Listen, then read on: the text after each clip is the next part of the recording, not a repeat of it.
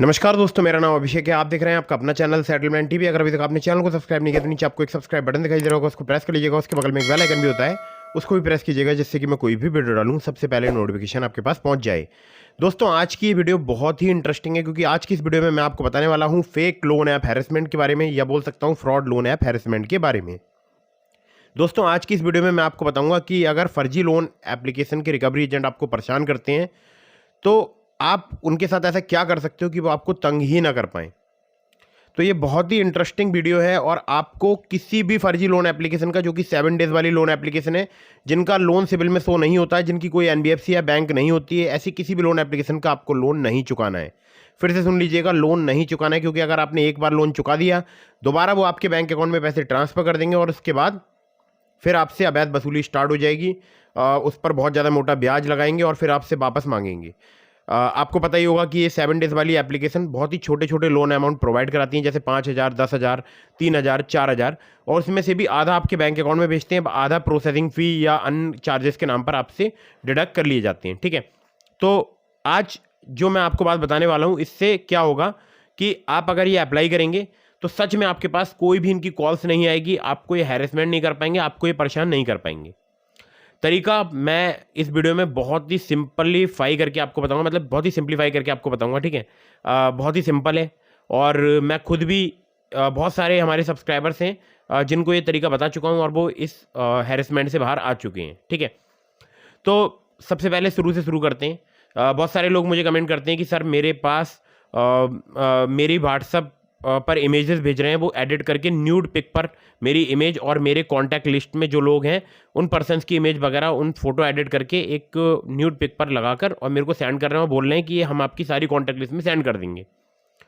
तो ये बोल के वो हैरेसमेंट करते हैं, और अगर आप उनका लोन चुका भी देते हो, वो फिर से आपके बैंक अकाउंट में कुछ अमाउंट ट्रांसफर कर देते हैं विदाउट आपकी मतलब बिना आपकी परमिशन। ठीक है, आपकी कोई परमिशन नहीं लेते हैं, सीधे आपके बैंक अकाउंट में फिर से पैसे ट्रांसफर कर देंगे और फिर से आपसे दुगना रीपेमेंट मांगेंगे। अगर आप इनका रीपेमेंट करने पे आओगे तो आप कभी इनका रीपेमेंट नहीं कर सकते, मतलब साल में नहीं, 2 साल में नहीं, 3 साल में नहीं, 5 साल में नहीं, कभी भी इनका रीपेमेंट नहीं कर पाएंगे। तो बहुत सारे सब्सक्राइबर जो बार बार ये कमेंट करते हैं कि कैसे इनके जाल से निकलें, कैसे इनके जाल से निकलें, तो भैया खुद ही निकल जाओ। बहुत आसान तरीका है। कुछ दिन के लिए अपने नंबर को स्विच ऑफ कर दो, परमानेंटली स्विच ऑफ कर दो, मतलब बिल्कुल भी नंबर को ऑन मत कीजिएगा। 10 से 20 दिन, 30 दिन कर सकते हो, 1 महीने, 1.5 महीने। अगर परमानेंट बंद कर सकते हो तो वो ज़्यादा अच्छा है, बंद कर दो। अगर ये नंबर आपका इंपॉर्टेंट है, जो कि आधार कार्ड, पैन कार्ड में इधर उधर आपके लगा हुआ है, मतलब जो भी जैसे बैंक खाते वगैरह में लगा हुआ है, तो वहाँ पर चेंज करा दो एप्लीकेशन देके, और वहाँ पर अपडेट करा दो नया नंबर, और इस नंबर को परमानेंटली बंद कर दो। अगर आप ज़्यादा दिन के लिए बंद नहीं कर सकते हो तो एटलीस्ट 1 महीने के लिए तो कम से कम इस नंबर को बंद कर ही दो।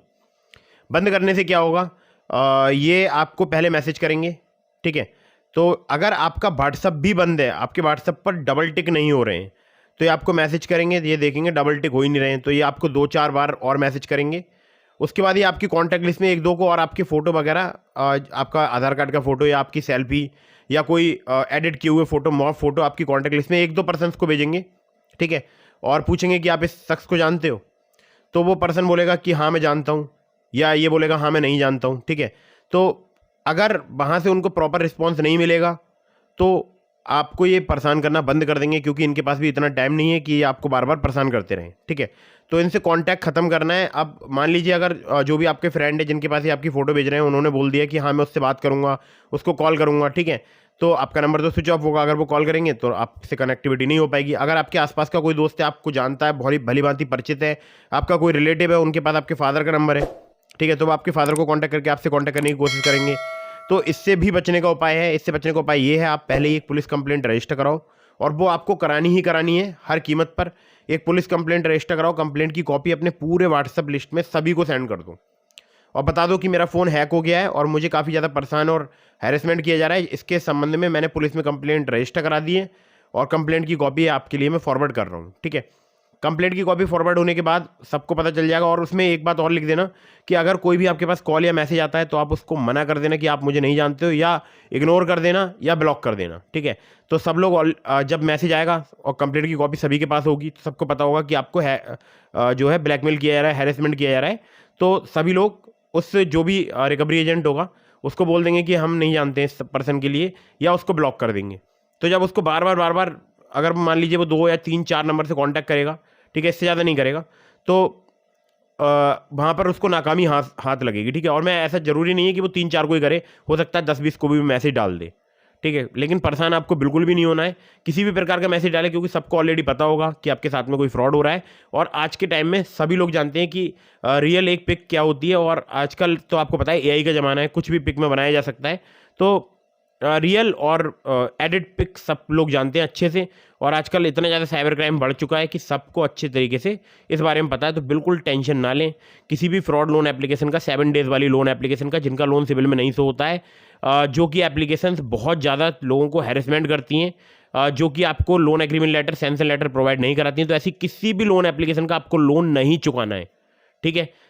तो ये सारी लोन एप्लीकेशन फ्रॉड होती हैं। जो जेन्यून NBFC रजिस्टर्ड या बैंक रजिस्टर्ड एप्लीकेशन होती हैं, वो आपको loan agreement letter, sanction letter वगैरह प्रोवाइड कराती हैं, उनका लोन आपके सिविल में भी शो होता है।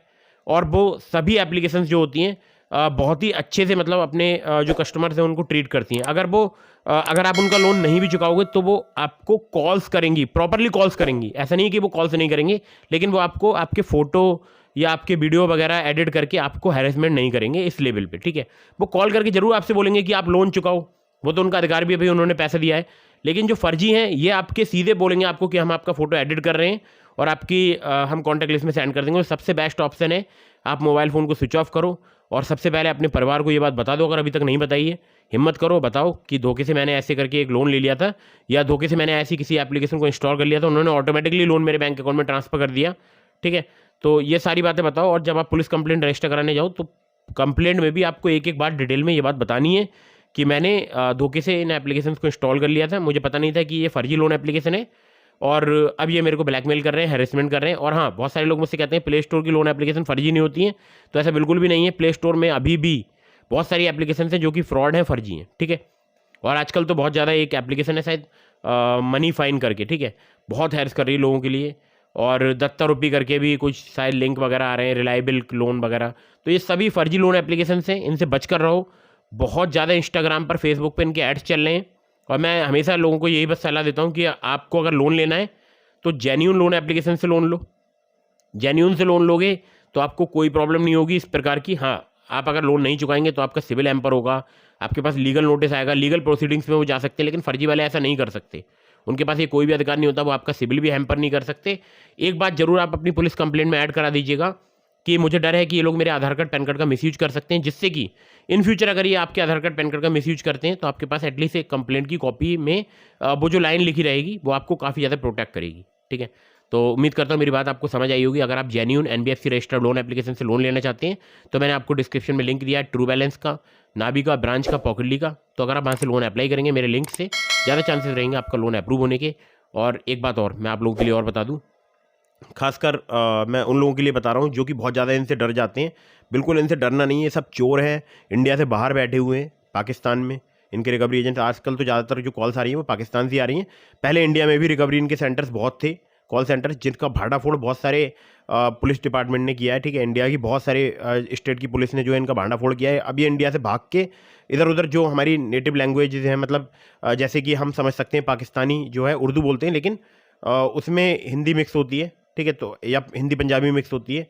तो ऐसी जो लैंग्वेज है जो कि हमारी लैंग्वेज समझ सकते हैं, ऐसे रीजन में जाकर ये अपने कॉल सेंटर बना रहे हैं और वहाँ से ये रिकवरी करवा रहे हैं। तो ये सब फ्रॉडस्टर्स हैं, इनका कोई मतलब जेन्यून जो है कोई NBFC नहीं, इनकी कोई बैंक नहीं है, कोई लोन नहीं चुकाना है इनका, कोई पैसा मत चुकाओ वरना सारा पैसा बर्बाद ही जाएगा और आप एक ट्रैप में फंसते चले जाएंगे और बहुत ज़्यादा आपके ऊपर फाइनेंशियल बर्डन हो जाएगा, ठीक है। तो बात मेरी समझ में आ गई होगी, होप दिस हेल्प्स। तो फटाफट से वीडियो को कर दीजिएगा लाइक, चैनल को कर दीजिएगा सब्सक्राइब। मिलता हूँ फिर किसी इंटरेस्टिंग वीडियो में, फिर किसी इंटरेस्टिंग टॉपिक के साथ। तब तक के लिए जय हिंद, वंदे मातरम।